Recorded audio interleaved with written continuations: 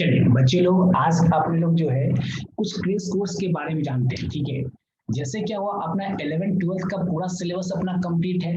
जैसे मैं फिजिक्स पढ़ाऊंगा आप सारे बच्चों को। ठीक है, ध्यान से देखिए बच्चे लोग।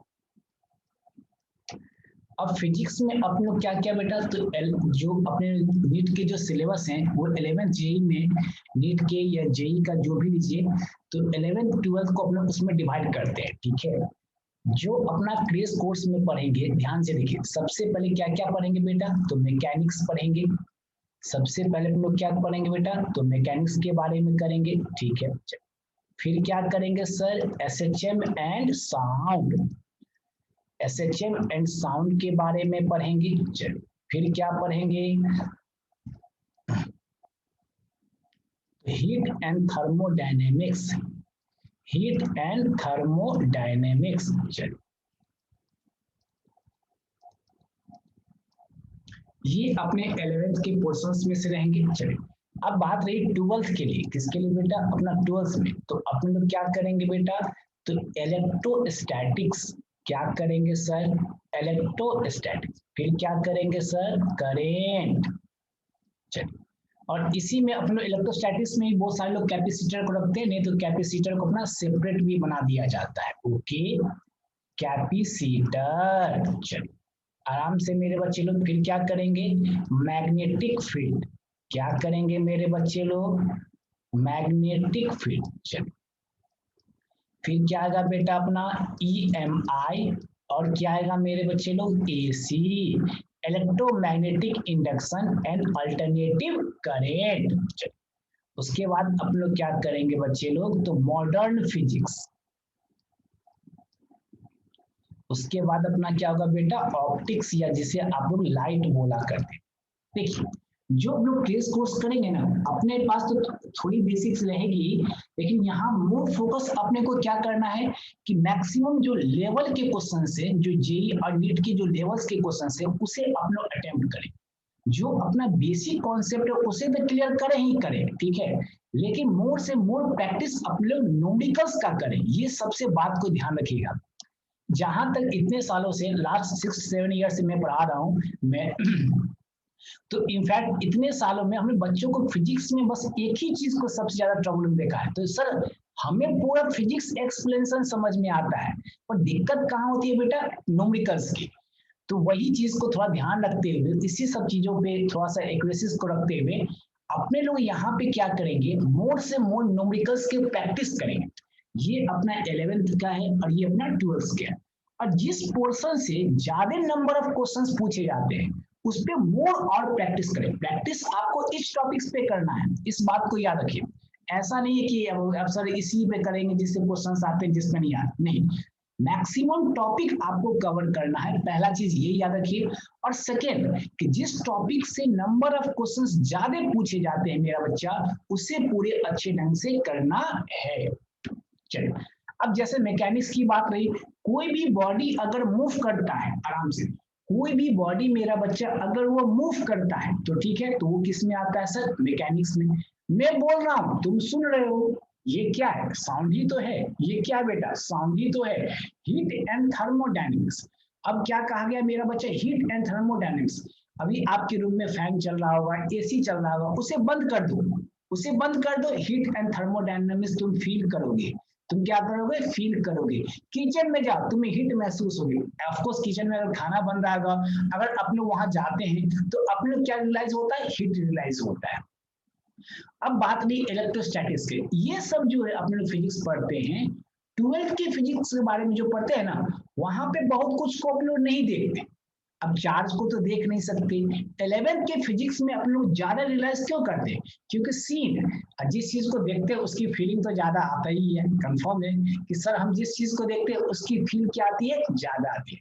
तो इलेक्ट्रोस्टैटिक्स में क्या होता है बेटा, चार्ज रेस्ट में होता है, और चार्ज जब मूव करे तो क्या होता है सर, करंट होता है। चार्ज को जब स्टोर कर दिया जाए एनर्जी के फॉर्म में, तो सर वो क्या हो जाएगा सर, कैपेसिटर हो जाएगा। जब moving charge with due to current, जब moving charge due to current अपना फील्ड प्रोड्यूस करेगा बेटा, तो उसे क्या कहते हैं, मैग्नेटिक फील्ड। फिजिक्स में कुछ भी नया होता है मेरा बच्चा, तो उसको मॉडर्न फिजिक्स में डाल दिया जाता है। नाम ही मॉडर्न है इसका, पर ये है नहीं मॉडर्न। पर ये कह सकते हो 100-200 ईयर्स बिफोर का ही फिजिक्स है। जो मॉडर्न फिजिक्स में पढ़ते हैं वो ज्यादा पुराना फिजिक्स नहीं होती। जैसे क्वांटम फिजिक्स आगे जाके इसी का नाम हो जाता है। ऑप्टिक्स, लाइट, अभी आप मुझे कैमरे के सामने देख रहे हैं, ये लाइट की वजह से तो है। लाइट कट जाए, देखो देख पाओगे क्या? नहीं देख पाओगे। तो ये एक छोटा से ब्रीफ था अपना अपना जेई और नीट के सिलेबस का। ठीक है बेटा, मेरा नाम आर्यन है, मैं एनआईटी जयपुर से पास आउट हूँ। लास्ट 7 ईयर्स में टीचिंग में हूँ। मैं कैरियर पॉइंट कोटा में था, उसके बाद फिर मैं आपके डिब्रूगढ़ में आया हूँ। चलिए अब बात करते हैं ये मेरा इंट्रोडक्शन था, छोटा मोटा दे दिया इंट्रोडक्शन। चलिए उसके बाद मेन फोकस क्या करना है, जो मैंने कहा कि सर जेई और प्रीवियस ईयर्स के जो क्वेश्चंस हैं उस पर मेन फोकस करना है। ठीक है, ऐसा नहीं कि only for previous years questions, आपको अच्छे कलेक्टिव क्वेश्चंस को सॉल्व करना सबसे बड़ी इंपॉर्टेंट है। इस चीज को याद रखिएगा। जो मेजर कॉन्सेप्ट है उसको लेके चलेंगे, जो अच्छे कॉन्सेप्ट के क्वेश्चंस हैं उसे लेके चलेंगे, बोथ प्रीवियस ईयर्स। ऐसा बहुत सारे बच्चे बोलते हैं सर क्या प्रीवियस ईयर से हो जाएगा? नथिंग, ऐसा नहीं होता है। आपको बोथ प्रीवियस ईयर्स को लेके अपने को करेंगे। चलिए इनफैक्ट मैं आज बस एक चैप्टर का थोड़ा सा दे देता हूँ इंट्रोडक्शन। एक चैप्टर्स में कोई सा भी उठा लेता हूँ जो थोड़ा सा स्कोरिंग चैप्टर्स हो, जिसकी इन्वॉल्वेशन जो हो बेसिक, बाकी सारे चैप्टर बहुत ज्यादा हो। ठीक है, 11th का एक चैप्टर है बेटा, work power and energy. 11th का एक चैप्टर है बच्चा, वर्क पावर एंड एनर्जी। इसका इन्वॉल्वेशन 11th में भी बहुत ज्यादा है, 11th के सिलेबस में बहुत ज्यादा है, और 12th के सिलेबस में भी ज्यादा है। 11th और 12th के सिलेबस कहने का मतलब है नीट के सिलेबस के बारे में मैं चर्चा कर रहा हूँ यहाँ पे, याद रखिए, या जेई के सिलेबस के बारे में मैं बोल रहा हूँ। तो एक चैप्टर्स है जिसको मैं थोड़ा सा बेसिक वेरीफाई कर देता हूँ। चलिए आप लोग यहाँ क्या करेंगे बेटा, तो वर्क, चलिए वर्क पावर एंड एनर्जी, इसके बारे में थोड़ा सा पढ़ते हैं। वर्क पावर एंड एनर्जी, सुबह से उठते होगे, बिस्तर पे होगे, मम्मी क्या बोलती है, अरे जल्दी उठो, तुमको किसी ये जाना है, तुम्हें कोचिंग जाना है, तुम्हें ये जाना है, तुम्हें इंस्टीट्यूट जाना है, बोलती है कि नहीं? सुबह अगर सोए रहोगे तो मम्मी बोलेगा कुछ नहीं करता है, हमेशा सोया रहता है। मतलब आप अपने लाइफ में मॉर्निंग से लेके इवनिंग, जब तक सोते नहीं हो, सोना भी एक काम ही है, लेकिन फिर भी जब मॉर्निंग से जब आप लोग उठते हैं तब से अपने लोग के दिमाग में एक ही चीज आता है, अरे होमवर्क करना है, फिजिक्स वाले सर ने ये दिया, केमिस्ट्री वाले सर ने ये दिया, मैथ वाले सर ने ये दिया, बायो वाले सर ने ये दिया। अपना वर्क जो है वो रेगुलर करना है। ये अपने लाइफ में इतनी इंपॉर्टेंस रोल रखती है, अपने लाइफ की इतनी इंपॉर्टेंस रोल रखती है बेटा वर्क। सुबह उठोगे काम करना शुरुआत, नहीं उठोगे मम्मी पापा बोलेंगे कुछ नहीं करता है, सोया रहता है। क्लास में जाओगे टीचर बोलेंगे होमवर्क नहीं बना के लाए, क्या किए? हमेशा आपको इस वर्क वर्क एक ऐसा वर्ड है जो आपके लाइफ में फुल टाइम्स इन्वॉल्व रहता है। जो आप सुबह उठने से लेके सोने तक, बोलो सर सो रहे तो वो भी तो वर्क ही कर रहे हैं, कर सकते हो, उसको वर्क मान सकते हो, सोना वर्क नहीं है क्योंकि डिस्प्लेसमेंट होता ही नहीं है उसमें। ठीक है, इसलिए सोने को वर्क नहीं कहते हैं। ठीक, चलिए आप अलग अलग बुक्स ले सकते हैं, अलग अलग चीज ले सकते हैं, उसमें कोई दिक्कत नहीं। जनरली बहुत सारे बुक्स है मार्केट में, आप किसी को भी ले सकते हैं, अच्छे अच्छे बुक्स आते हैं, उसमें कोई परेशानी वाली बात नहीं।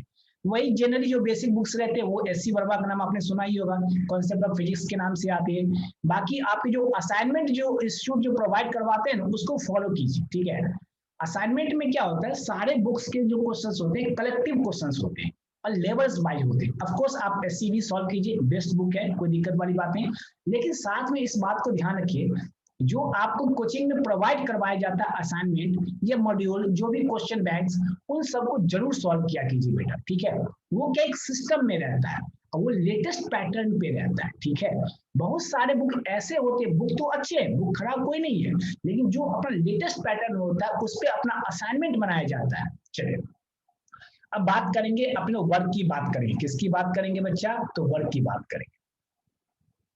ये रहा एम मास का बॉडी, ये रहा मेरा बच्चा एम मास बॉडी। मैं थोड़ा बेसिक करवा रहा हूँ, फिर मैं आपको अच्छे अच्छे क्वेश्चंस करवाऊंगा। ये रहा फोर्स। अब ये देखिए मैं इसको जो है, ये जो आपको दिख रहा है मोबाइल, मैं इसको खींच रहा हूँ, खींचूं क्या, इस तरह से खींचूं क्या, ये मोबाइल को मैं खींच रहा हूँ। चलिए सर दिस कंपोनेंट, ये क्या कंपोनेंट हो जाएगा सर, तो सर ये कंपोनेंट एफ कॉस थीटा, और यहां से यहां तक ये क्या हो गया बेटा, डिस्प्लेसमेंट। तो वर्क क्या होता है मेरा बच्चा, ध्यान से,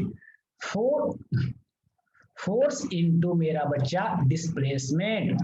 वर्क क्या होता है मेरा बच्चा, फोर्स इनटू डिस्प्लेसमेंट। मैंने क्या बोला, मॉर्निंग से जब तुम उठोगे, सोए रहोगे, जैसे मम्मी उठाएगी इंस्टीट्यूट जाना है, ये जाना है, वहां जाना, आपकी लाइफ में वर्क स्टार्ट हो गया है। आपके लाइफ में वर्क स्टार्ट हो गया, इतना इंपॉर्टेंस चीज ये रखता है। फोर्स इनटू बेटा डिस्प्लेसमेंट, बहुत सिंपल सा है। तो एफ कॉस थीटा याद रखेंगे, एफ कॉस थीटा, और डिस्प्लेसमेंट क्या हुआ बेटा, डी, जो भी लेना चाहे। ध्यान से देखिए, फोर्स और डिस्प्लेसमेंट एक वेक्टर है, फोर्स और डिस्प्लेसमेंट एक वेक्टर है, दो वेक्टर के बीच कॉस है, दो वेक्टर के बीच कॉस है, this means dot product, this means dot product. Okay मेरा बच्चा, चलिए एफ डॉट डी डब्ल्यू, पर याद रखिएगा वर्क इज स्केलर। वर्क कैसा होता है, क्या सर बच्चे, जैसे मैं आ रहा हूँ अच्छे टॉपिक्स पे आ रहा हूँ, इसके बढ़िया टॉपिक्स पर आ रहा हूँ। स्केलर यूनिट सबको पता होता ही है बेटा, 1 जूल। चलिए सीजीएस में बेटा 1 इंटू 10 के पावर 7 अर्घ बोलते हैं। ये अर्घ होता है ना जो भगवान को देते हैं, सूर्य भगवान को, जो जो जो जो सन जो भगवान मानते हैं उसको देते हैं अर्घ। चलिए बिल्कुल सिंपल सा डिफिनेशन बता रहा हूँ, फोर्स इनटू डिस्प्लेसमेंट। एक बात याद रखिए, फोर्स और डिस्प्लेसमेंट इज ए वेक्टर, ये सभी एक वेक्टर है, पर रिजल्टेंट क्या दे रहा है अपने को, अपने को रिजल्ट क्या दे रहा है, ये दोनों स्केलर दे रहा, वर्क दे रहा। इस आपने को ये रिजल्ट क्या दे रहा है बेटा, वर्क दे रहा। बहुत सिंपल सा चीज है, कुछ बेसिक चीज में अच्छे अच्छे टॉपिक्स पे आ रहा हूँ, इसमें आ रहा हूँ, बस थोड़ा बेसिक कर देता हूँ। Theta equal to sir 0 degree, तो W equal to sir F D cos 0। Cos 0 का वैल्यू बेटा 1 होता है, अब उतनी बताने की तो जरूरत है नहीं, आप सब उतना जानते होंगे। दिस इज, चलिए सर थीटा इक्वल टू, चलिए सर थीटा इक्वल टू मेरा बच्चा पाई बाई 2, तो डब्ल्यू इक्वल टू बेटा F D cos sir pi by 2, 0 हो जाएगा, पाई बाई 2 का वैल्यू आपको पता है 0 होता है। चलिए थर्ड थीटा इक्वल टू बेटा पाई, तो डब्ल्यू इक्वल टू मेरा बच्चा F D cos pi, cos pi का वैल्यू -1 होता है, माइनस एफ डी, ध्यान से देखिएगा माइनस एफ डी, इसी चीज को थोड़ा सा आपको अच्छे ढंग से समझना है। ध्यान से देखिए, वर्क कभी भी निगेटिव नहीं होता, इस कॉन्सेप्ट को याद रखना। अरे तुम कुछ तो कुछ करोगे सुबह से उठ के, मान लो तुमने होमवर्क नहीं बनाया हमारा, लेकिन उसके जगह मोबाइल पर गेम खेल रहे हो, उसके कुछ ना कुछ तो कर ही रहे होगे, बदमाश बच्चे सब हो क्या। चलिए बेटा मैं मजाक कर रहा था। आप देखिए ध्यान से, आप कुछ तो कुछ सुबह से कर ही रहेंगे, भले आपने हमारा होमवर्क नहीं करके लाए, ये तो मुझे पता है आधे बच्चे करते हैं आधे बच्चे नहीं करते। चलिए नहीं, कुछ बच्चे बोलेंगे सर हम तो उसी आधे में आते हैं, आप वो हाफ जो बोले उसको तो हमें पता नहीं है। तो वर्क जो है, वर्क कभी भी निगेटिव नहीं होता।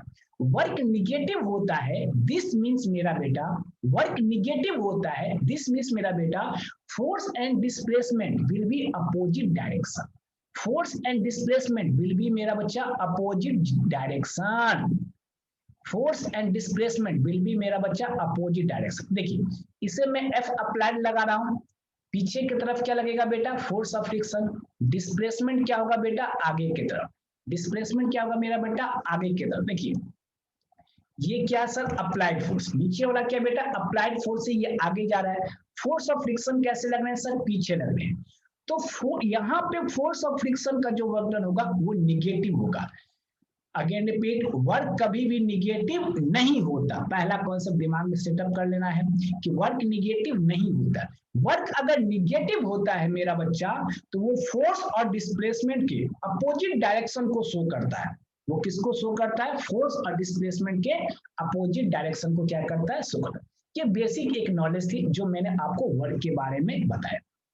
चलिए हमने क्या बोला कि मॉर्निंग से उठते हैं तो वर्क करते हैं, ये करते हैं वो चीज करते हैं, फोर्स इनटू डिस्प्लेसमेंट होता है, फंडामेंटल कॉन्सेप्ट है। 0 पे मैक्सिमम होता है, 0 पे मैक्सिमम होता है अपने लोग, ठीक है। वर्क कभी निगेटिव डिफाइन नहीं होता मेरा बच्चा, इस बात को याद रखेंगे। निगेटिव कहने का मतलब सर क्या हो गया, निगेटिव कहने का मतलब सर क्या हो गया कि force and displacement will be opposite directions. चलिए आगे बढ़ता हूँ, थोड़ा सा इस पे अच्छे अब क्या सर ये बच्चे जैसा बता रहे हो, बिल्कुल अच्छी चीज पे आऊंगा। Okay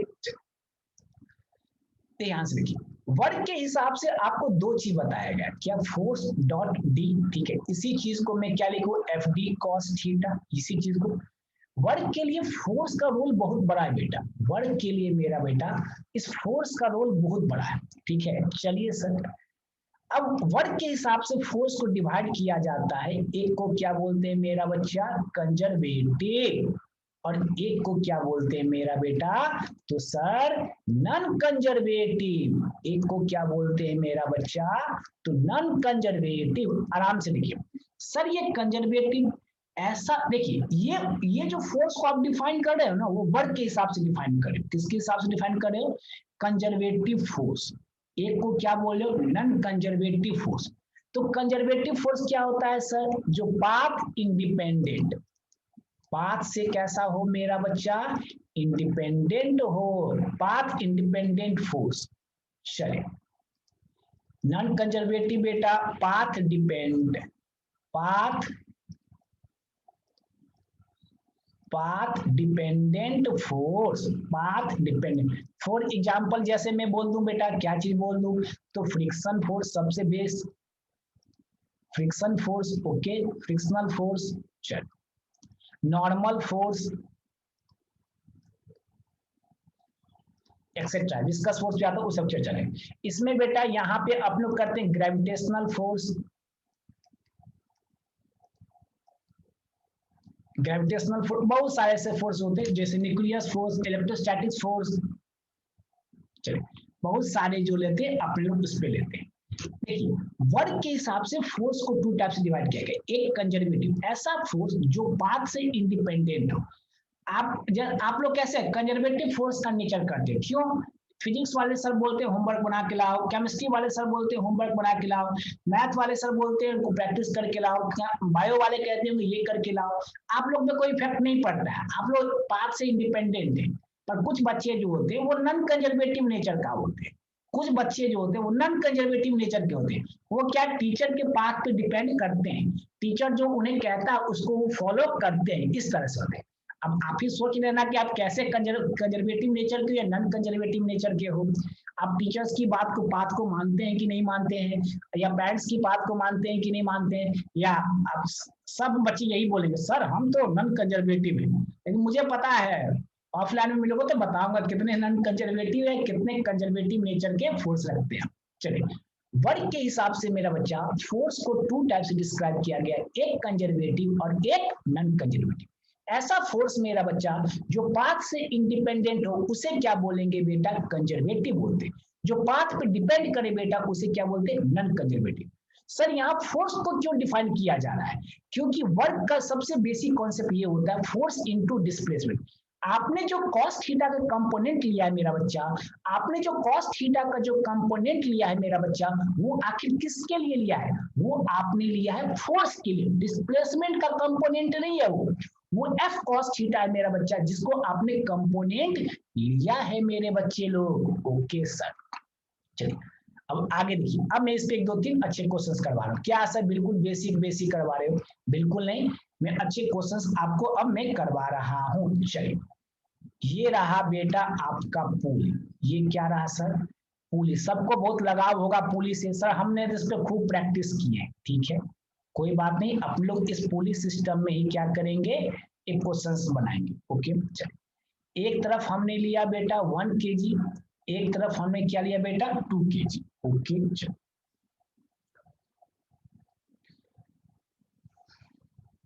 find the work done, आराम से मेरा बच्चा, find the work done, find the work done by the both string, by the both string on,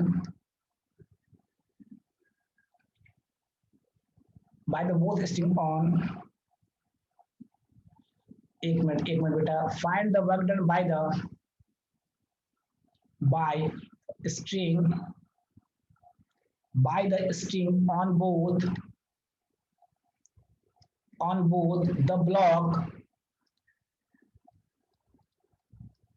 the block in 1 second, the block in 1 second। आराम से क्वेश्चन समझ लीजिए, questions आपको क्या कहा जा रहा है, चलिए मैंने यही फंडामेंटल बोला है। कॉन्सेप्ट बिल्डअप के बाद आपको अच्छी लेवल के क्वेश्चंस करने, जो आपके नीट जेईई लेवल की क्या हो क्वेश्चंस हो, मोर प्रैक्टिस। क्वेश्चन ऐसा होना चाहिए जो जिससे कि कॉन्सेप्ट बिल्डअप हो। क्वेश्चंस ऐसे सॉल्व करेंगे अपने प्रीवियस कोर्स में जिसमें अपना कॉन्सेप्ट बिल्डअप होते हैं चलिए इसके साथ। चलिए ये एक पुलिस सिस्टम है, 1 kg इधर 2 kg इधर। रिलीज फ्रॉम रेस्ट, ये शुरुआत में कैसा बेटा रेस्ट से रिलीज किया गया, एक तरफ 1 एक तरफ 2, रिलीज से स्टार्ट कर रहा है, ठीक है, रेस्ट से स्टार्ट कर रहा है, रिलीज किया जा रहा है, इस बात को याद रखिएगा। 1 kg एंड 2 kg, जैसे इसको छोड़ेंगे बेटा 2 kg वाला डाउनवर्ड आएगा, 1 kg वाला सर ऊपर जाएगा, जाने दो सर कोई दिक्कत वाली बात नहीं है। चलो ये नीचे अगर कहने की जरूरत नहीं, हेवी है तो ये ऊपर। क्वेश्चन ये कह रहा है मेरा बेटा कि 1 सेकेंड के बाद, 1 सेकेंड आफ्टर मेरा बच्चा, 1 सेकेंड आफ्टर मेरा बच्चा ये कितना वर्क डन करेगा। आपको याद होगा थोड़ा सा, क्या सर ये 2G होता था, ये नीचे क्या होता था बेटा अपना 1G होता था, तो ये कितना हो गया बेटा, जी का वैल्यू 10 लेता हूं तो 20 न्यूटन। चलिए ये 1G बेटा, ये अपना क्या बेटा 1G, तो ये कितना हो जाएगा सर 10 न्यूटन। जी का वैल्यू 10 लिया है, कहने की जरूरत नहीं, ब्रैकेट में लिखना चाहते हैं लिख सकते हैं, जी इक्वल टू 10 मीटर पर सेकेंड। देखिए ऑफकोर्स 20 वाला नीचे आएगा, 10 वाला ऊपर जाएगा, जाने दीजिए। चलिए याद कीजिए बेटा 20 माइनस 10, ग्रेटर फोर्स में से स्मॉलर फोर्स को सब्ट्रैक्ट करते थे। Okay sir, mass into acceleration 2 + 1 into A, ये चीज सबको समझ में आया, ये चीज सबको समझ में आया। आगे लिमिट, ये देखिए हमने इधर का 20 लिया, इधर का 10 लिया, 20 माइनस 10, टोटल मास कितना हुआ 2 + 1, टोटल मास क्या हुआ m1 + m2, 2 + 1 into acceleration. So 10 = 3 into A. This implied beta A = 10/3 metre पर सेकेंड स्क्वायर। एक्सेलरेशन क्यों निकाले आपको मालूम चल जाएगा, आपको बिल्कुल परेशान होने की जरूरत नहीं है। ओके मेरा बच्चा, चलिए अब ध्यान से देखिए, अपने को क्या पूछा गया है बेटा, टेंशन के द्वारा find the work done by the string, जो ये जो है टेंशन के द्वारा कितना फोर्स लगाएगा। ओके सर सॉल्व कर लेते हैं, इसमें क्या है, इसे बोलते हैं FBD, याद है सबको, ऊपर में क्या लगेगा बेटा टेंशन, इसमें क्या लगेगा टेंशन, इसमें क्या लगेगा सर टेंशन। चलिए टेंशन के लिए निकाल लो आराम से, देखिएगा ये कितना हो गया बेटा 2G के लिए मैंने लिखा, नीचे सर 20, ऊपर टेंशन, नीचे आ रहा है कहने की जरूरत नहीं, अपना ये कैसे आ रहा है 2 kg वाला नीचे आ रहा है, 2 kg डाउनवर्ड्स आ रहा है। ओके सर चलिए 20 माइनस टी, आराम से देख लीजिए 20 नीचे बेटा 20, ऊपर मेरा बच्चा टी, 20 माइनस टी और 20 इंटू मेरा बच्चा ए। अभी शायद आपने ए का वैल्यू निकाला है सर 10/3 सर 200/3। चलिए 20 माइनस टी, चलिए इसको इधर ले आइए, अब बाकी एलसीएम तो कर ही सकते हैं आराम से आप लोग, इसमें तो कोई परेशानी नहीं होना चाहिए। 20 माइनस 200/3, चलिए टेंशन फोर्स कितना आ जाएगा मेरा बच्चा, चलिए तो ये हो गया 60 240, टेंशन फोर्स कितना आ जाएगा मेरा बच्चा सर,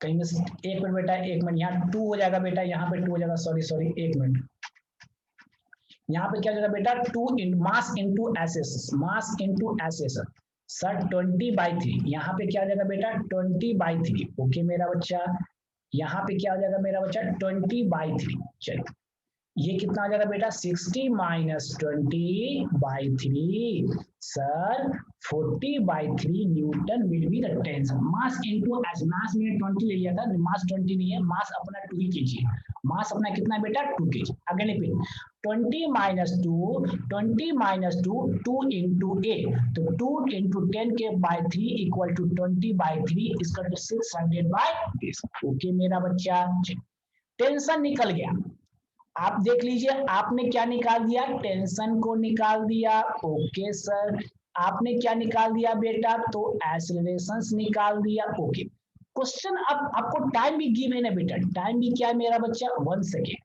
अब आपको ये बताना है कि इस टेंशन पे और इस ऐसे एक 1 सेकेंड आफ्टर आपका वर्क डन क्या होगा। ओके सर, निकाल लेते हैं, कोई दिक्कत नहीं। मैं नेक्स्ट पेज दे रहा हूं बेटा, आप लोग स्क्रीन को पॉज करके लिख लेंगे। चलो ध्यान से देखिए, S इक्वल टू मेरा बच्चा UT plus half AT square. याद है शुरुआत में क्या बोला गया, is release from the rest, इसको रेस्ट से रिलीज किया गया बेटा। 0 इक्वल टू 1/2, A का वैल्यू 10/3, 1 का स्क्वायर, दिस इज द 5। तो एसलेशन कितना आ गया बेटा 5/3 मीटर। डिस्प्लेसमेंट कितना आ गया बेटा 5/3 मीटर। आराम से देख लीजिए डिस्प्लेसमेंट अपना कितना आ गया मेरा बच्चा, तो 5/3 मीटर। अब ध्यान अच्छे ढंग से देखिएगा, अपने पास एक क्या था, तो 1 kg का ब्लॉक, ये ऊपर टेंशन, नीचे मेरा बच्चा 10 हो गया, 1G या 10 लिखो कोई दिक्कत नहीं। ये ब्लॉक ऊपर जा रहा था, आराम से समझिएगा, ये ब्लॉक ऊपर जा रहा था, समझिए डिस्प्लेसमेंट जो है ऊपर हो रहा है, अपवर्ड डायरेक्शन। डिस्प्लेसमेंट अपना कैसा रहा बेटा, अपवर्ड डायरेक्शन, आराम से समझिएगा। यहाँ पे समझने की चीज है मेरा बच्चा, वर्क डन किसके लिए निकालने बेटा 1 kg के लिए, इस बात को याद रखिएगा, ये 1 kg का वर्क डन निकालना है sir. W equal to sir force into, देखिए फोर्स भी ऊपर, डिस्प्लेसमेंट भी ऊपर, फोर्स भी ऊपर, फोर्स कितना निकालेंगे, अब फोर्स की जगह क्या लिखेंगे T लिखेंगे, डिस्प्लेसमेंट की जगह क्या लिखेंगे बेटा D लिखेंगे। टेंशन कितना है मेरा बच्चा, टेंशन यहाँ पे कितना है मेरे बच्चे लोग बताया जाए, टेंशन आपने पीछे निकाला है सर 14/3, चलिए sir 14/3, displacement sir 5/3, okay sir.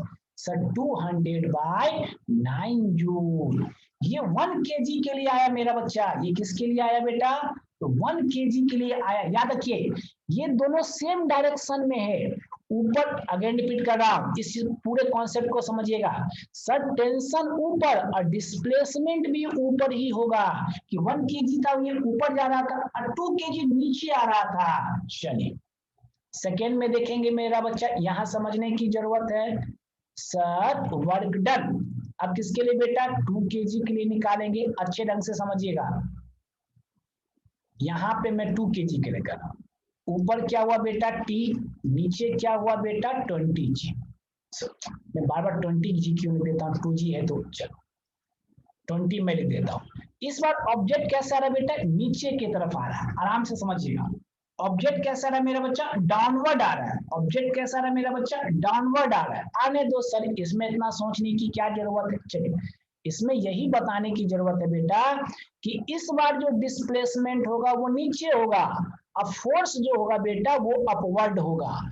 आप टेंशन फोर्स ऊपर देख रहे हो, डिस्प्लेसमेंट नीचे देख रहे हो।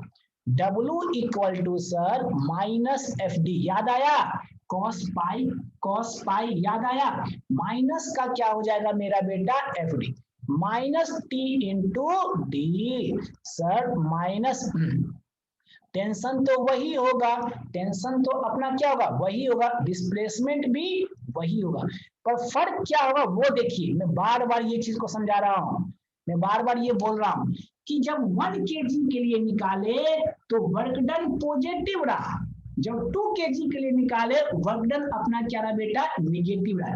इसका बहुत जगह 12th में जो आपने इलेक्ट्रोस्टैटिक्स पढ़ा होगा उसमें इलेक्ट्रिक पोटेंशियल एनर्जी पढ़ा होगा, वहां भी इसका यूज किया होगा कि negative work done equal to negative potential energy, याद होगा work done equal to negative potential energy.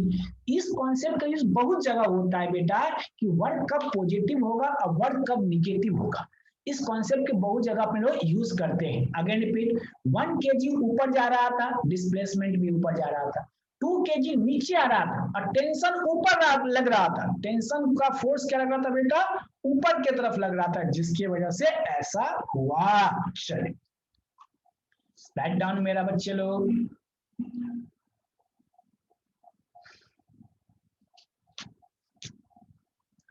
इस पे मैं 2-3 अच्छे क्वेश्चंस करवाता हूं, सारे बच्चे लोग अच्छे ढंग से देखेंगे। ओके मेरा बच्चा,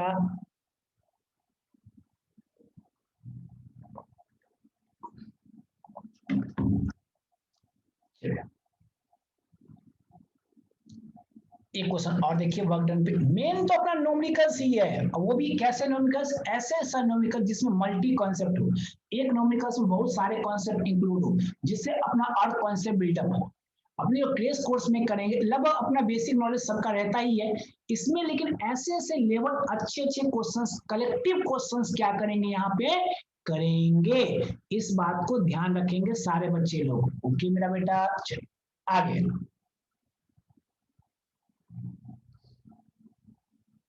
चलिए क्या करना है बेटा, फाइंड द वर्क डन, ये क्वेश्चन तो मैं लिख रहा हूं, अगले बार से क्या करूंगा पीपीटी सिस्टम वाले से मैं कर दूंगा, ठीक है। Find the work done, first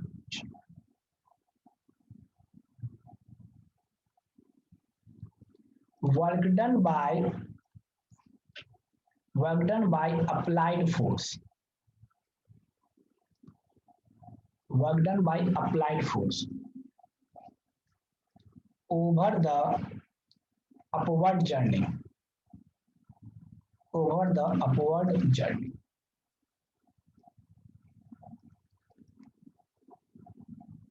Second, work done by gravitational force, आराम से थोड़ा तेजी से लिख देता हूं, राइटिंग का टेंशन मत लीजिएगा बस, over the round trip, over the round trip. चलिए मुझे पता है कि बच्चों को मेन न्यूमेरिकल्स के लिए होता है, इसीलिए मैं बस थोड़ा सा एक डिफिनेशंस बताया और उस पर मैं तुरंत न्यूमेरिकल्स पे आ गया, ठीक है। चलिए थोड़ा सा मैंने कॉन्सेप्ट बताया वर्ड का, उसके बाद फिर मैं क्या आ गया आपके न्यूमेरिकल्स पे आ गया। Third, work done by the frictional force, work done by the frictional force, okay, over the round trip, over the round trip। आराम से क्वेश्चन देख लीजिए, अगले बार से मैं पीपीटी सिस्टम कर दूंगा, फिर मुझे क्वेश्चन लिखने की जरूरत नहीं पड़ेगी, आप उसके लिए परेशान मत होइएगा, लेकिन आप लोग पूरा अच्छे ढंग से क्वेश्चंस को लिखेंगे जो भी क्लासेस में करवाए जाएंगे। ओके सर, चल ये रहा बेटा अपना ब्लॉक, ओके। हाइट अपने को दे रखा है बेटा 5 मीटर, हाइट कितना दे रखा है सर 5 मीटर दे रखा है, एंगल 30 है। प्लेन का लेंथ कितना है बेटा, तो 10 मीटर है, प्लेन का लेंथ कितना है मेरा बच्चा, तो 10 मीटर है। चलिए एक ब्लॉक दिया गया है, क्या दिया गया है मेरा बच्चा, एक ब्लॉक, आपको एक ब्लॉक दिया गया है मेरा बच्चा। चलिए सर इसके बीच कॉफिशिएंट ऑफ फ्रिक्शन है, इसके बीच coefficient of friction 0.15, coefficient of friction 0.15। चलिए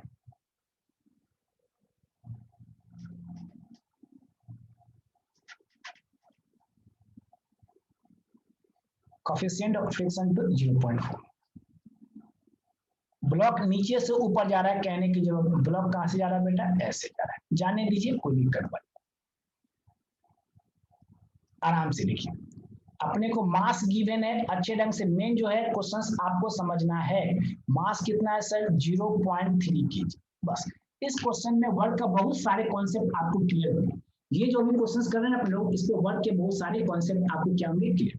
ये देखिए ये अपना क्या हुआ बेटा इंक्लाइन, ये अपना कैसा हुआ मेरा बच्चा, तो इंक्लाइन हुआ, आराम से देखिएगा अच्छे ढंग से मेरे बच्चे लोग देखिए, ये रहा सर इंक्लाइन, पूरा फील हुआ, देखो तो ये 30 डिग्री का इंक्लाइन है, कितने डिग्री का बेटा 30 डिग्री, नीचे से ऊपर की तरफ ले गए, नीचे से कहां ले गए बेटा, ऊपर की तरफ ले गए अपने नीचे से 30 डिग्री में, इसका मास कितना दिया गया 0.3। अब इस पे क्या क्या पूछा गया, क्वेश्चंस को अच्छे ढंग से समझिए।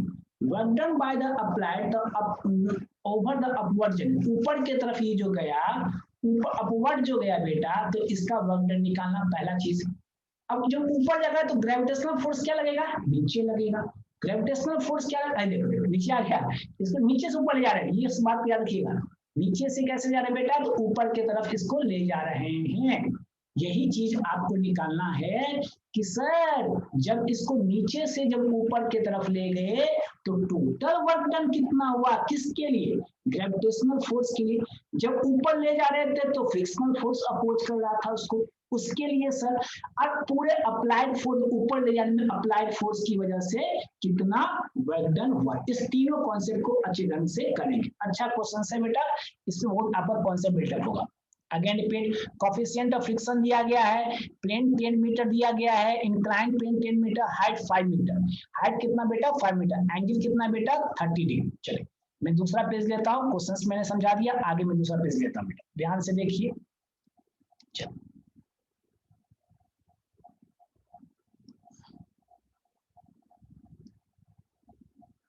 ये कितना था बेटा, 5। ओके, ब्लॉक को नीचे से कहां लेके, जहां तक ले जाना, ऊपर तक ले जाना। आपको ये कितना दे रखा था बेटा, 10 मीटर। ओके मेरा बच्चा, चलिए एंगल कितना है सर, तो 30 डिग्री। कॉफिशिएंट ऑफ फ्रिक्शन कितना था बेटा, 0.15।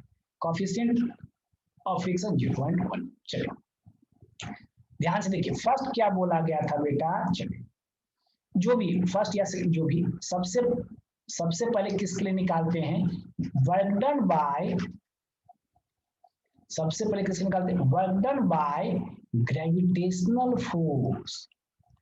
Work done by gravitational force, आराम से देखिएगा sir, W1 equal to mg sine theta. आराम से मैं पूरे को एक्सप्लेन कर रहा हूं, बिल्कुल कंफ्यूज नहीं होंगे। S cos sir 180 degree. आराम से समझिएगा मेरा बच्चा, इस डायग्राम को पूरे को अच्छे ढंग से समझना है। ये फर्स्ट केस है, एंगल 30 डिग्री, यस सर। जब इसको अपने ऊपर की तरफ ले जा रहे थे तो नीचे कौन सा फोर्स सर, तो mg साइन थीटा। आराम से नीचे कौन सा फोर्स सर, mg साइन। ध्यान से ऊपर कौन सा सर, तो F अप्लाइड। ऊपर कौन सा बेटा, F अप्लाइड। और डिस्प्लेसमेंट आपको पता है ही 10 मीटर। ये डाउनवर्ड फोर्स है, ये कैसा बेटा, डाउनवर्ड फोर्स है। ये mg का ही ना कंपोनेंट है मेरा बच्चा, ये अपना किसका कंपोनेंट है सर, mg का ही कंपोनेंट है। This is the normal, this is the mg sir cos theta. आराम से ये किसका कंपोनेंट है बेटा, ये जब इसको ऊपर ले जा रहे हैं। अब आराम से देखिए, जब सर इसको हम ऊपर ले जा रहे हैं तो नीचे ग्रेविटेशनल का कंपोनेंट क्या हुआ, फोर्स का कंपोनेंट, ग्रेविटेशनल फोर्स का कंपोनेंट क्या हुआ, mg cos theta. Okay sorry, mg sin theta. mg क्या बेटा, sin थीटा। चलो मास कितना दिया गया बेटा, तो 0.3। g का वैल्यू 10 बेटा। sin 30 डिग्री कहने का जरूरत नहीं, 1/2। डिस्प्लेसमेंट 10 माइनस का 1। फिर देखिए ऑब्जेक्ट डिस्प्लेस ऊपर की तरफ हो रहा है, ऑब्जेक्ट जो बेटा डिस्प्लेस ऊपर की तरफ हो रहा है। अब mg sin थीटा नीचे लग रहा है, देखिए mg sin थीटा क्या बेटा, वो नीचे की तरफ लग रहा है। ओके, इसीलिए यहाँ पे क्या लिए बेटा, तो निगेटिव लिए। फाइनली प्रोडक्ट आराम से कर सकते हैं सर, ये -3/2 आ जाएगा सर, -1.5 जूल आ जाएगा। बस इसी बात को आपको समझना है। ये 10 सॉरी ये कितना आ जाएगा बेटा, एक मिनट, इनटू बेटा ये कितना आ जाएगा 3 और ये क्या जाएगा 10, तो ये हो जाएगा 5 मेरा बच्चा। ये क्या जाएगा माइनस का 15 जूल। ये क्या जाएगा बेटा, माइनस का 15 जूल। आराम से देख लीजिए, ये अपना क्या जाएगा बेटा, माइनस का 15। ये वर्क डन किसके लिए निकल गया बेटा, ग्रेविटेशनल फोर्स के लिए। अब ध्यान से देखिए सर, वर्क डन बाय, आराम से sir, work done bye frictional force, work done bye frictional force. आराम से देखिए, मैंने ऐसा क्वेश्चन लिया है बेटा जिसपे वर्क का मैक्सिमम कॉन्सेप्ट आपका इंक्लूड हो जाएगा। कब पॉजिटिव हो रहा है, कब निगेटिव हो रहा है, कब एक ग्रेविटेशनल लिए तो इसका मतलब पाथ से इंडिपेंडेंट रहा, पाथ से इंडिपेंडेंट रहा। अब ये लिए, ये क्या फ्रिक्शनल फोर्स लिए, इसका मतलब ये पाथ पे डिपेंड किया। ये पाथ पे एक कैसा रहा, कंजर्वेटिव, एक कैसा रहा, नॉन कंजर्वेटिव। ऐसा मैंने एग्जांपल दिया बेटा जिसमें मैक्सिमम कॉन्सेप्ट आपका इंक्लूड हो। ओके सर, चलो अब कहने की जरूरत नहीं सर, ब्लॉक अगर ऊपर जा रहा होगा, चलिए दिस एंड दिस, ये क्या बेटा mg cos थीटा। इधर कौन सा सर, तो mg सर साइन थीटा। ऊपर जा रहा है, जाने दीजिए, ऊपर नॉर्मल। फोर्स ऑफ फ्रिक्शन सबको याद हो गया ना बेटा, न्यू इंटू क्या होता है एन। न्यू यहाँ पे एन क्या हो जाएगा बेटा, mg cos थीटा। यहाँ पे फोर्स ऑफ फ्रिक्शन, यहाँ पे फोर्स ऑफ फ्रिक्शन क्या हो जाएगा बेटा, न्यू mg cos थीटा। सही में बाबा, न्यू mg cos थीटा। यहाँ पे फोर्स ऑफ फ्रिक्शन क्या हो जाएगा sir, new mg cos theta.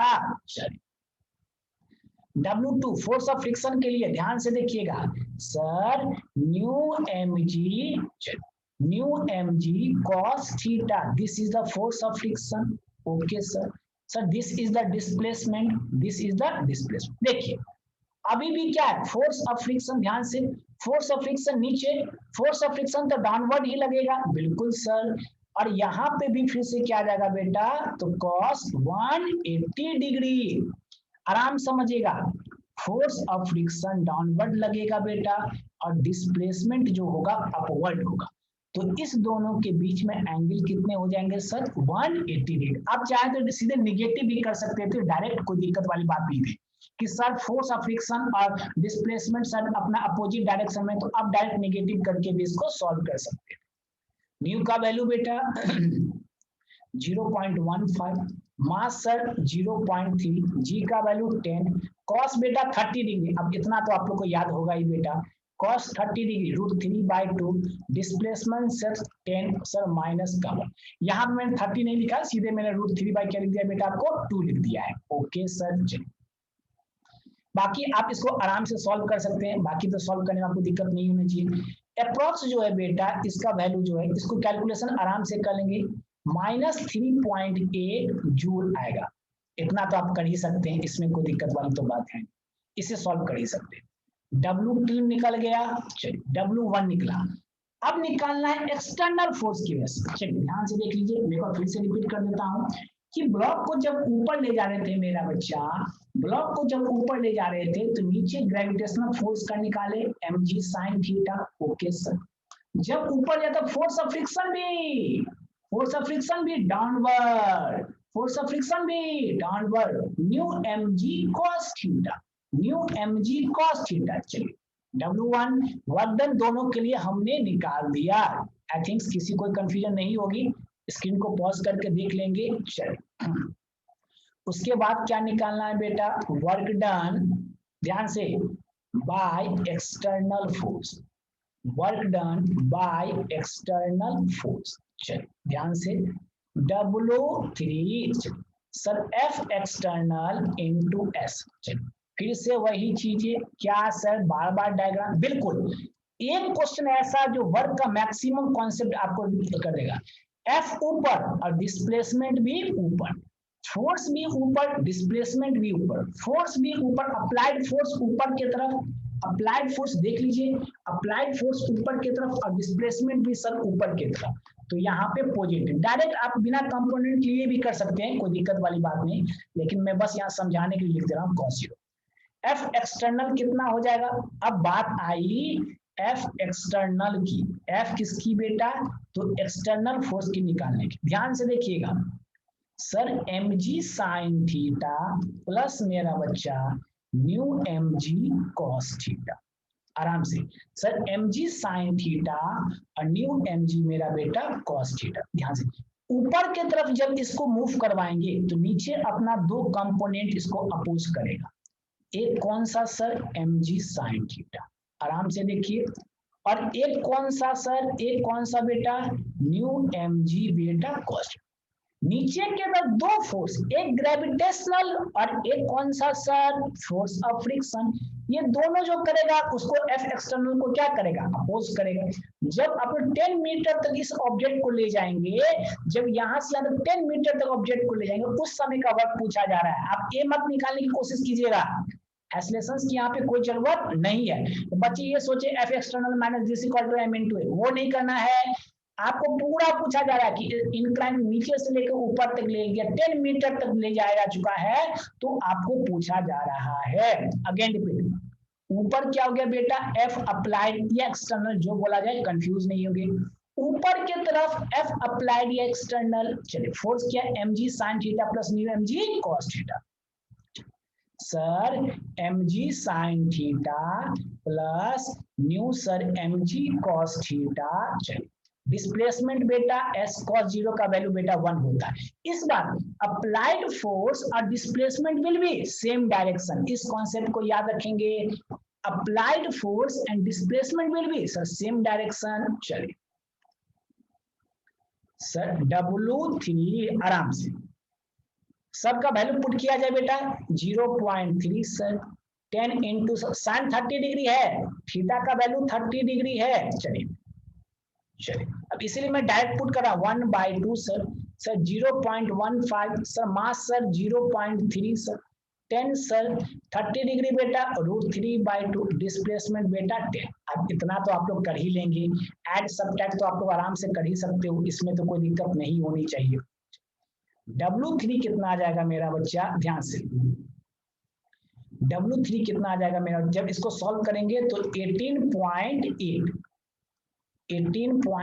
जो देखिए ये तो कंपोनेंट से निकाल के सॉल्व किए, इसका एक मेथड और देखिए, इसको सेकेंड मेथड से इजीली सॉल्व कर सकते थे। जो ये जो आप लोग अप्लाइड फोर्स के लिए निकाले, इसका एक मेथड जो ज्यादा इजी होता, जो क्या होता बेटा ज्यादा। अब समझिए एफ अप्लाइड जो होता है मेरा बेटा, ये ऊपर की तरफ या एक्सटर्नल, कंफ्यूज मत होना है, एक्सटर्नल। नीचे की तरफ दो फोर्स, नीचे की तरफ दो फोर्स, कौन कौन सा सर, mg sin थीटा और कौन सा sir, new mg cos theta. आराम से समझिएगा नीचे की तरफ, तो इस दोनों फोर्स का जो वर्कडन होगा, इस दोनों फोर्स का जो वर्कडन होगा वो किसके इक्वल हो जाएगा सर, एफ अप्लाइड के इक्वल हो जाएगा या एक्सटर्नल के इक्वल हो जाएगा। इस दोनों का जो बेटा, इस दोनों का जो वर्कडन होगा वो किसके इक्वल हो जाएगा सर, एफ एक्सटर्नल के इक्वल। अगर डायरेक्ट चाहते यहाँ पे तो W3 इक्वल टू क्या लिखते बेटा, 15 जूल प्लस बेटा 3.8 जूल। सर इसी से डायरेक्ट क्यों नहीं बना दिए, बता देता तो फिर आपका ये कॉन्सेप्ट, फोर्स का कॉन्सेप्ट बिल्डअप नहीं हो पाता। ठीक है 18.8 जूल। अब ये कहना, कुछ बच्चे ये कहेंगे सर नहीं यहाँ तो माइनस आया था, यहाँ पे क्या आया था बेटा, माइनस। हमने पहले ही बोल दिया है कि वर्क निगेटिव नहीं होता, वहां पे ओनली फॉर -15 जूल वो किसको शो करता है sir, force and displacement will be opposite direction. Sir इतना लंबा चौड़ा फिर करने की क्या जरूरत है, डायरेक्ट लिख देते कि दोनों फोर्स के ऐड के इक्वल।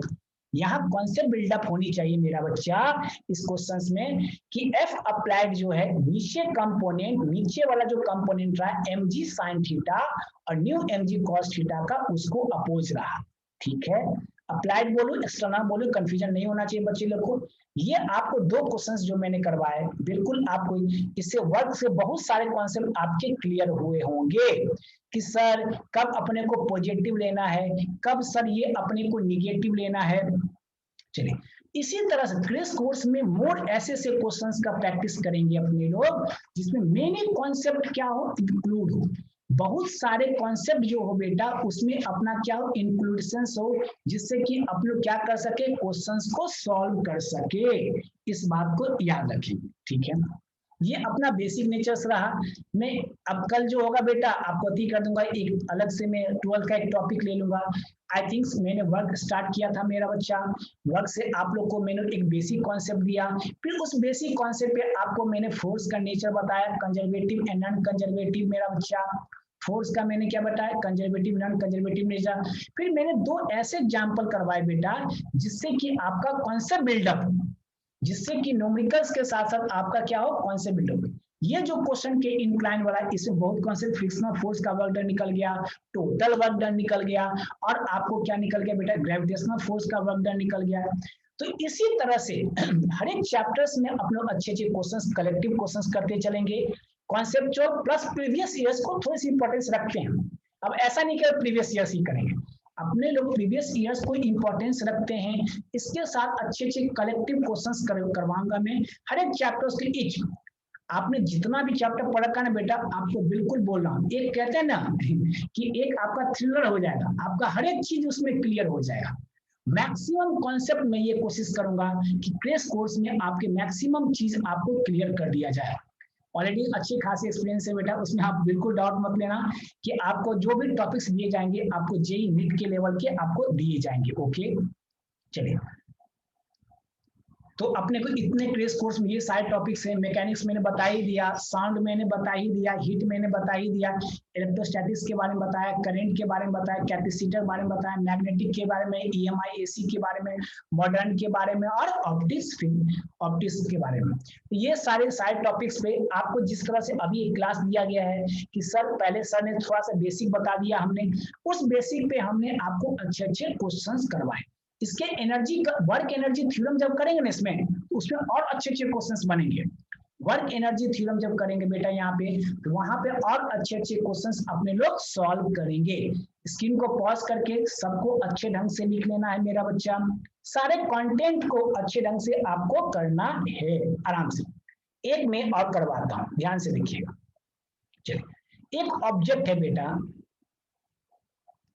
देश एक ऑब्जेक्ट है, इसको कहां से कहां बेटा, ए से लेके बी पे आए।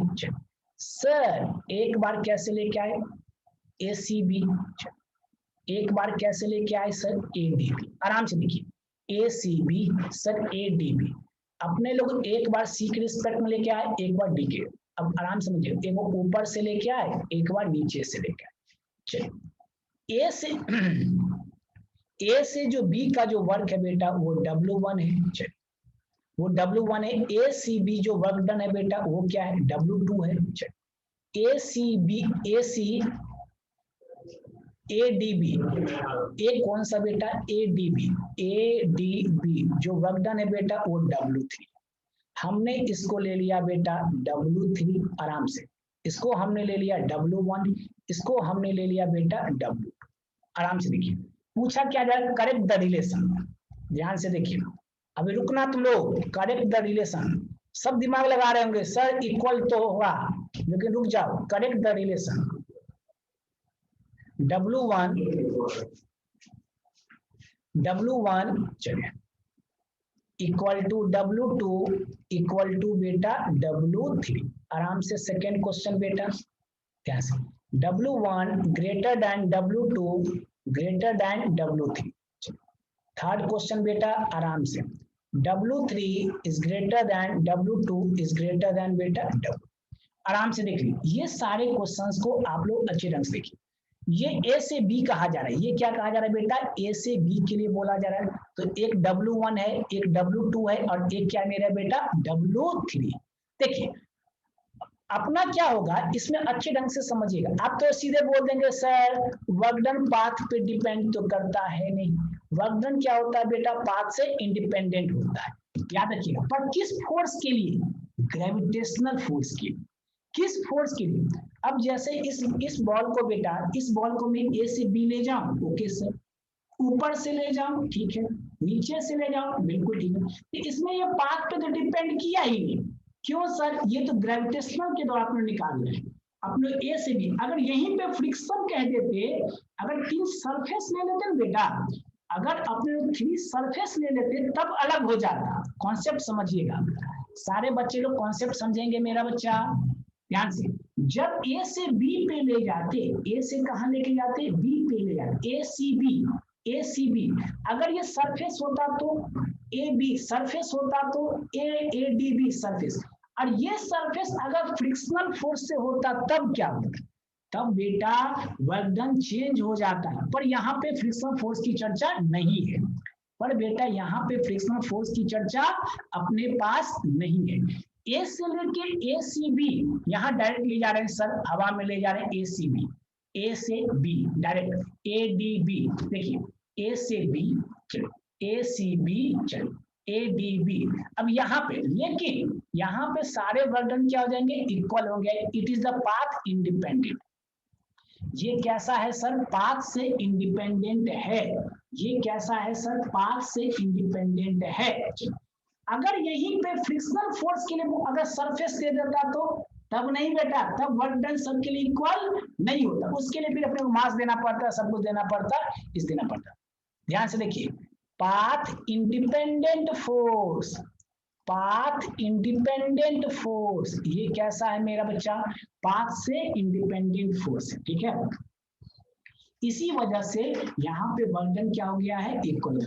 मैं फिर से एक बार इस कॉन्सेप्ट को रिपीट करता हूँ, बच्चे लोग मैक्सिमम टाइम क्या करते हैं, फटाक से ए से B, A C B, A D B सब पाथ इंडिपेंडेंट और बर्डन इक्वल होता है। अगर मान लो इंक्लूड कर देता फ्रिक्शन सरफेस, तब फ्रिक्शन सरफेस, तब बेटा अपने को सॉल्व करना पड़ता कंपोनेंट लेके, पूरी चीज लेके। चलिए, लेकिन जनरली अपने को यही चीज पूछता है, जनरली बेटा क्या होता है, अपने को यही कॉन्सेप्ट पूछते जाते हैं। चलिए, तो ये रहा आज का लेक्चर 11th का टॉपिक्स। जिस तरह से आज आपको करवाएंगे इसी तरह से बेटा कल भी आपको 12th के टॉपिक में करवाए जाएंगे, इसी तरह से 12th के टॉपिक्स में आपको वहां पे करवाए जाएंगे। अगेन रिपीट, आप अच्छे ढंग से करेंगे बेटा, बाकी आप बिल्कुल गारंटी नहीं लेंगे। क्रैश कोर्स में जितने भी बच्चे होंगे, जो भी क्वेश्चंस जो मैं करवाऊंगा बेटा, मुझे पता है कि बच्चों को प्रॉब्लम कहाँ होती है, किस पॉइंट पे होती है। ऑलरेडी बेटा कोटा में टीचिंग कर चुका, तो ऑफकोर्स कुछ ना कुछ तो गेन किया ही हमने, बहुत बढ़िया कि बच्चों को हमें पता चल गया है कि इस सब्जेक्ट में कहाँ पे बच्चों को ज्यादा मैथ्स में दिक्कत होती है, उसे हम अप्रोच देंगे। जो आपका बेसिक कॉन्सेप्ट से लेके फंडामेंटल कॉन्सेप्ट से लेके और वैसे न्यूमेरिकल्स को सॉल्व करवाएंगे मेरा बच्चा, वैसे न्यूमेरिकल्स को सॉल्व करवाएंगे जिसमें अपना मोड से mode concept include with the previous years include. इस बात को हमेशा याद रखेंगे, प्रीवियस ईयर्स को साथ में अपने को लेके चलना है, छोड़ना नहीं है। बहुत सारे बच्चे ये बोलते हैं सर एनसीईआरटी को सॉल्व किया जाए या नहीं किया जाए, बहुत सारे। ऑफ कोर्स बेटा एनसीईआरटी के क्वेश्चन से अपना क्या कॉन्सेप्ट बिल्डअप होते हैं, आप उसको सॉल्व कर सकते हैं, उसमें कोई दिक्कत नहीं है। लेकिन कुछ जो होते हैं लेंदी होते हैं, कुछ क्वेश्चन जो लेंदी होते हैं तो उसको आप इग्नोर करके चल सकते हैं, कोई दिक्कत नहीं। लेकिन एनसीईआरटी से क्या होता है, खासकर नीट वाले बच्चे, जेई वाले बच्चे ठीक है, नीट वाले बच्चे उसमें थोड़ा सा ज्यादा अप्रोच रख सकते हैं, उसको सॉल्व कर सकते हैं। लेकिन जनरली आपको क्या करना है, जनरली आपको जो असाइनमेंट दिया जा रहा है उससे पहले सॉल्व करना है। जो कोचिंग वाले असाइनमेंट प्रोवाइड करवा रहे हैं, चाहे जो भी हो, एक एससी वर्मा की बुक आती है, आप सबको पता है, वो काफी अच्छी बुक आती है, आप सारे बच्चे लोग उसको क्या कर सकते हैं बेटा, फॉलो कर सकते हैं। ये रहा मेरा बच्चा आपका, ये टोटल चीज रहा क्या सर, वर्क एनर्जी थ्योरम के बारे में। मैंने एक बेसिक कॉन्सेप्ट बिल्डअप करवाया आपको, एक बेसिक चीज बताया वर्क के बारे में। अब ये इसी में वर्क एनर्जी थ्योरम पढ़ेंगे मेरा बच्चा। अब इसी चीज में अपने क्या पढ़ेंगे बेटा, तो वर्क एनर्जी थ्योरम पढ़ेंगे, तो उसमें अपने लोग करेंगे। ठीक है बेटा, नेक्स्ट क्लास में मिलते हैं अपने लोग। यू हैव एनी डाउट्स, कोई भी डाउट होगा तो आप ग्रुप में मुझे सेंड करेंगे, मैं आपको उसको प्रॉपर वे से आपको क्या करूंगा, डिस्कस करूंगा। चलिए, आज के लिए इतना ही बेटा, बाय बेटा, बाय ऑल ऑफ यू।